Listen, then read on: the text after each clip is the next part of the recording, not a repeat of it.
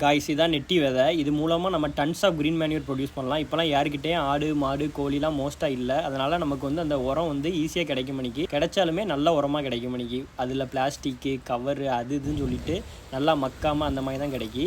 நம்ம இந்த உரம் போடுறது மூலமாக நமக்கு வந்து வருஷத்துக்கு ஒரு வாட்டி அல்ல 2 வாட்டி இந்த மழையை கணக்கு பண்ணி நம்ம விதைச்சி விட்டுட்டு ஒரு 60 நாளுக்கு அப்புறம் ரொட்டவேட்டர் மூலமாக அடித்து விட்டாலோ அல்ட்டா அதை வெட்டி அப்படியே மூடாக்கா போட்டாலோ அந்த மண் வந்து வளமாகிக்கிட்டே இருக்கும். எப்போவுமே நமக்கு வேறு எந்த விதமான உரமும் தேவையில்லை. இடத்த வந்து காலியாக போடாமல் இப்படி இது போடுறதுனால ரொம்ப நல்லது. மண்ணும் நல்லாயிருக்கும். அதுலேருந்து வர பயிரும் ஹெல்த்தியாக இருக்கும். நம்மளும் ஹெல்த்தியாக இருக்கலாம். அதனால் மோஸ்ட்டாக அதை ஃபாலோ பண்ணுங்கள் காய்ஸ். இது மட்டும் இல்லை, நம்ம பயிர் வகை தாவரம் எதுனாலும் யூஸ் பண்ணலாம். அது என்ன பண்ணுன்னா அட்மாஸ்பியரில் இருக்க நைட்ரஜனை வந்து அப்படியே அமோனியாவாக கன்வெர்ட் பண்ணோம். நம்ம பிளான்ட்ஸுக்கு ட்ரீஸுக்கு எல்லாமே அமோனியா தான் தேவைப்படும்.